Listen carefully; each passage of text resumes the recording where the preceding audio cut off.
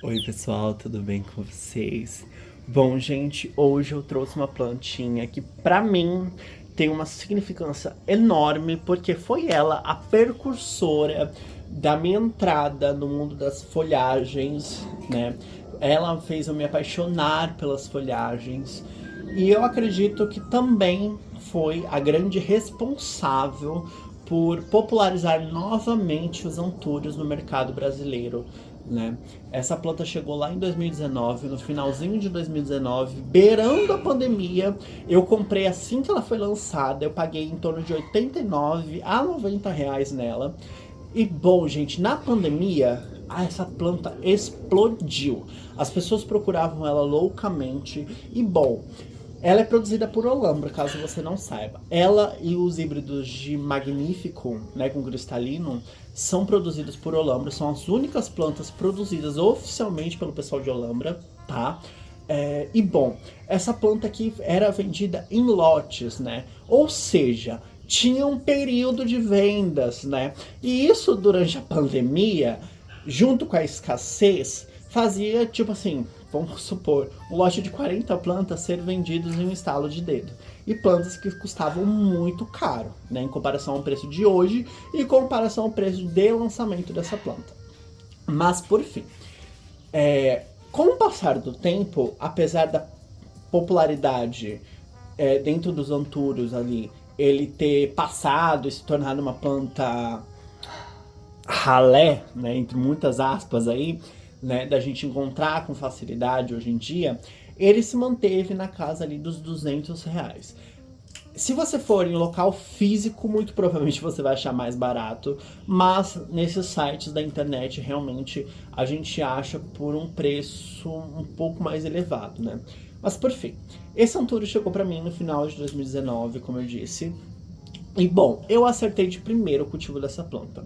Eu cultivava em sagno puro na época, tá? E ela foi super, super bem no meu cultivo. Ela deu a primeira folha. Eu tenho um vídeo indo buscar essa planta. Eu tenho um vídeo da primeira folha que ela deu aqui em casa. E bom, com o passar do tempo, aconteceu o seguinte: eu saí aqui do Rio e fui para São Paulo. Cheguei em São Paulo e eu tive que ficar passeando com esse vaso para cima e para baixo. Não esse vaso em específico, mas essa planta. Eu fiquei passeando para cima e para baixo para achar um local adequado para essa planta, já que o local coberto eu tinha a falta de luz, né? Não era nem bem iluminado para ela ficar. Então ela soltava folhas com as hastes, né? Com o pseudo. Esse galinho, né? Vamos chamar assim. O galinho, ele era muito alongado. Eu tenho um exemplo aqui para dar. Tínhamos um galinho muito alongado. E isso indica falta de luz, tá, gente? A planta tá se esticando, se estiolando, por assim dizer, na busca de luz. Isso aqui é o resultado de muita incidência solar indireta, tá? Então a planta fica compacta, ela não fica tão estiolada, tá? E aí eu tinha esse problema de luminosidade. Quando finalmente eu encontrei um local, eu tenho um probleminha muito sério. Porque eu gosto bastante de molhar as folhas das minhas plantas, principalmente das folhagens, né? Porque isso, quando elas estão em expansão, quando a folha é nova, ajuda bastante no desenvolvimento dessa folha. Então, as chances dela ficarem maiores, né, quando você faz essa rega, né, pelo menos no período da manhã e no finalzinho da tarde, garante que a folha vai se expandir bastante.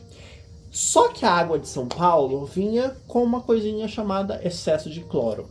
E com o tempo as folhas, as bordas começaram a amarelar, todas, ficou muito amarelado. E, bom, gente, infelizmente ela começou a caducar. Ela começou a perder essas folhas maiores e as folhas que nasciam eram mirradas. O que seria uma folha mirrada? Uma folha mirrada é basicamente folhas pequenas em uma planta adulta, né? Então a gente percebe logo de cara que tem sim alguma coisa errada nesse caminho. O que eu escolhi fazer? Passar ela para um canto mais úmido, onde eu não precisasse fazer essa rega com tanta intensidade, mas eu fiz um plus, porque eu pensei, já que eu vou trocar ela de local, por que não arriscar em fazer um corte de rizoma? E foi exatamente o que eu fiz. Eu fiz a decapitação da planta. Tem vídeo no canal, tá? Inclusive do desenvolvimento das mudas. E aí, gente, essa aqui é a parte de cima e aquela ali é uma das partes de baixo do rizoma, tá? Essa daqui, se eu não me engano, eu não destaquei, eu deixei o rizoma aqui. Mas, só para explicar melhor para vocês. Nesse período, ela deu, eu acho que 2 mudas no rizoma. E essas 2 mudas, eu não me lembro se uma faleceu, foi pro céu das plantas, ou se simplesmente a planta foi dada para alguém, para algum amigo, algum conhecido, não me recordo. Então vai ficar essa incógnita aí, porque eu não sei o que aconteceu de verdade. Para começo de conversa, até chegar nesse vaso aqui de plástico, inclusive eu preciso comprar um vaso de barro para ela, eu optei em fazer o seguinte, ela passou por fases, né? Primeiro foi esse pote 6, que eu deixei ela por uns 3, 4 meses nesse pote 6. Do pote 6, eu passei para esse pote 9, tá? Não esse em específico, mas um bem parecido com esse, tá? O pote 9, até finalmente tomar vergonha na cara e replantar ela num pote maior, né? Inclusive ela tá bem recém-plantada aqui, ela soltou até uma folha, como vocês podem ver ali. Mas, bem, essa planta passou por fases e hoje eu digo pra vocês que ela está no esplendor do meu cultivo. Eu finalmente acertei a mão com ela aqui no Rio. Eu passei ela para esse vaso de barro, inclusive, quando eu cheguei, tá aqui no Rio, lá em janeiro. E ela tá aqui desde então. Ela chegou com as folhas bem pequenas, ó, as folhas de baixo, né? Vocês podem ver, eram bem pequenas, até começar a soltar essas folhas maiores, né? E bom, gente, o cultivo dessa planta, particularmente falando pra vocês, é bem fácil, tá? Não tem um segredo nenhum. Hoje eu não cultivo ela em esfagno puro. Hoje eu cultivo em serrapilheira, tá? Misturada com um pouco de terra vegetal. Eu não costumo colocar muita terra vegetal, porque às vezes compacta o substrato. E como eu gosto de molhar todo dia, a serrapilheira umedece o suficiente, mas deixa as raízes respirarem, né? Então tem uma questão aí meio de subbosque no vaso, que deixa tudo bacana. O vaso de barro é o ideal? Não, nem de longe. Nem de longe nem de perto, né? É o ideal. Por quê? O vaso de barro, se você cultiva dentro de casa, dificilmente você vai conseguir regar ele todo dia, tá? A não ser que você tenha um pratinho embaixo, coisa do tipo, mas mesmo assim você não vai conseguir regar todo dia. E o que o vaso de barro faz? Ele chupa toda a umidade. Então, no meu caso, aqui, eu rego todos os dias. Você pode ver que tem limo no vaso, né? Isso é um indicativo de excesso de umidade. Então ela tá num cultivo onde ela tem muito excesso de umidade, como num bosque, numa floresta, por assim dizer. E essa planta, apesar dos pesares dela estar no vaso de barro, ela tá num substrato que retém muita umidade. Então automaticamente ela não tem esse período de seca, né? E os dias aqui no Rio são bem quentes, inclusive nos dias mais frios a gente tem a variabilidade de temperatura do dia para a noite, mas durante o dia é suficiente, se você não regar, para secar o vaso, tá? Então assim, no meu caso, eu faço essas regas todo dia, e nesses dias que a noite é mais fria, eu opto em não regar de noite, né? Não regar de tarde e tudo mais. Nos dias mais quentes, eu rego na parte da manhã, na parte da tarde e no finalzinho da noite, tá? Antes de dormir, eu dou uma passadinha aqui fora e rego elas. Como vocês podem ver atrás da minha planta, eu tenho quase um bosque, uma florestinha aqui. Então o clima aqui é muito propício para esse tipo de planta, né? Até mesmo para orquídeas e tudo mais. Aqui o clima é bem propício para isso. Então, obviamente, isso ajudou bastante no desenvolvimento dessa criaturinha aqui. Agora, falando em questão de muda, de replantio e tudo mais.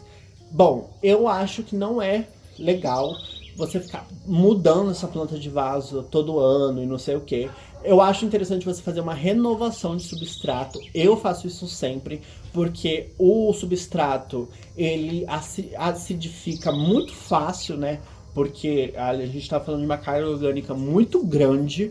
Então, por eu usar serrapilheira, eu não faço adubação. Muita gente vai ficar louca comigo, mas eu não faço adubação pelo seguinte: eu uso um substrato extremamente orgânico, né? Ele vai se decompondo dentro do vaso. E isso serve de alimento para a própria planta. Eu só faço a substituição do substrato. Isso é, a cada 6 meses mais ou menos, você dá uma olhadinha ali no vaso, você analisa e preenche ele com mais substrato, tá? Isso é bem interessante. Aqui, além da serrapilheira, eu estou utilizando a palha de coco. Não é chip de coco, é palha de coco. Palha de coco e chip de coco são coisas diferentes. A palha de coco, no meu caso, eu só utilizo mesmo para cobrir o vaso. Por quê? A serrapilheira estava voando do vaso nos dias mais quentes, quando ventava bastante, né? Eu moro no alto, então quando ventava bastante aqui, a serrapilheira estava indo toda embora. E aí eu percebi que o ideal mesmo era manter essa palha, né, aqui, porque evitava do substrato ir embora nos dias mais secos, né? E outra, meu Deus do céu, eu não acredito que eu falei isso.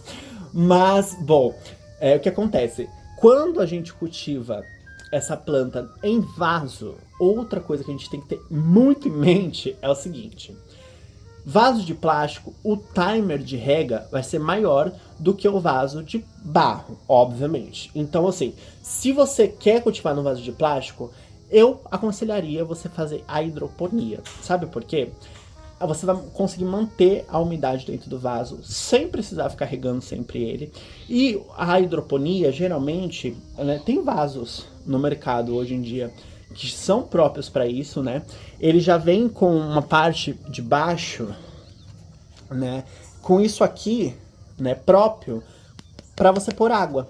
Então a água fica ali, não tem chances de você ter problema com o mosquito da dengue, zika vírus, aquela coisa toda. Então, assim, é um vaso excelente para quem quer cultivar essa planta em ambiente indoor. Eu, particularmente falando, não tenho boas experiências no cultivo dentro de casa com essas plantas, então eu prefiro cultivar externamente, porque eu sei que o ambiente é muito propício para o cultivo dessas plantas, e aí eu prefiro fazer realmente externo. Agora, a questão de regas, né, é muito variado, porque, por exemplo, eu gosto de fazer as regas diárias, como eu falei, de molhar as folhas. Quando eu falo regas diárias, gente, eu não venho aqui com a mangueira e molho o vaso. Eu dou aquela jatada de água nas folhas e, obviamente, escorre pro vaso, tá? Isso aí é meio difícil não acontecer. Mas não é necessário você fazer isso todo dia, tá? Tem gente que mora em apartamento e a pessoa prefere fazer o quê? Pegar aquele borrifador e vir aqui, molha. É muito difícil que aquele borrifador vá umedecer o suficiente o substrato. Então aquela pessoa realmente tem que ter esse cultivo em hidroponia, porque eu acredito que é um cultivo para antúrios. Até mesmo alocasas, as mesmas alocasas são cultivadas dessa forma, tá? E elas vão super bem, tá? Quando adaptadas, obviamente. Você não vai comprar uma planta e fazer isso logo de cara, porque a planta tem grande chance de morrer. Substrato. Você pode utilizar a terra vegetal, se você preferir. Ou, no meu caso aqui, eu cultivo na serrapilheira, com um pouco de terra vegetal. Ou você pode optar em cultivar em esfagno puro. Dá pra cultivar assim? Dá, gente. Vai pra frente? Vai. Mas o esfagno você sempre tem que ter na cabeça que dias quentes ele vai secar muito rápido, até mesmo em vaso de plástico. Então, assim, você tem que estar sempre de olho na rega. Eu recomendo você utilizar o esfagno para o cultivo da hidroponia, da semi-hidroponia, por assim dizer, porque o esfagno ele não acidifica como a serrapilheira, tá? O esfagno ele pode até se desintegrar com o tempo, mas ele não acidifica, né? Não corre o risco aí de você queimar a sua planta com tanino, né? Mas você não saiba, a terra vegetal junto com a serrapilheira é uma bomba relógio aí de tanino, tá? Então não é recomendado. Bom, basicamente essas são minhas dicas. Deu certo aqui no meu cultivo, espero que dê certo no cultivo de vocês. Hoje, o meu Antúrio tá no esplendor aí. Ele tá bem compactado, era pra ele estar maior, né? Obviamente, se eu tivesse acertado o cultivo lá atrás, né, em São Paulo. Mas, como isso não aconteceu, hoje ele está no seu esplendor. Tá aí perto de completar 6 anos comigo, eu nem acredito nisso. E bom, gente, deu muda, foi pra frente. Essa aqui é meu xodózinho, vai ficar comigo. Provavelmente em breve eu vou tentar fazer mais mudas dele, não agora, né? Daqui uns 2 anos, mais ou menos, talvez eu mexa nesse vaso aqui. E bom, gente, só um plus, né? Gente, isso aqui é igual a orquídea, tá? Não precisa ficar mudando de vaso, não exagera, tá? Você vê que eu fiz todo um ciclo. Primeiro esse vaso, depois esse, pra finalmente vir para um vaso mais ou menos ainda, tá? E por último que essa planta vai para um vaso assim. Por quê? Ela primeiro enraiza para depois começar a se desenvolver para cima, tá? Muita gente também tem essa complexidade. Aí minha planta não solta folha, a minha planta não tá crescendo. E quando vai ver, a planta tá num vaso gigantesco, né?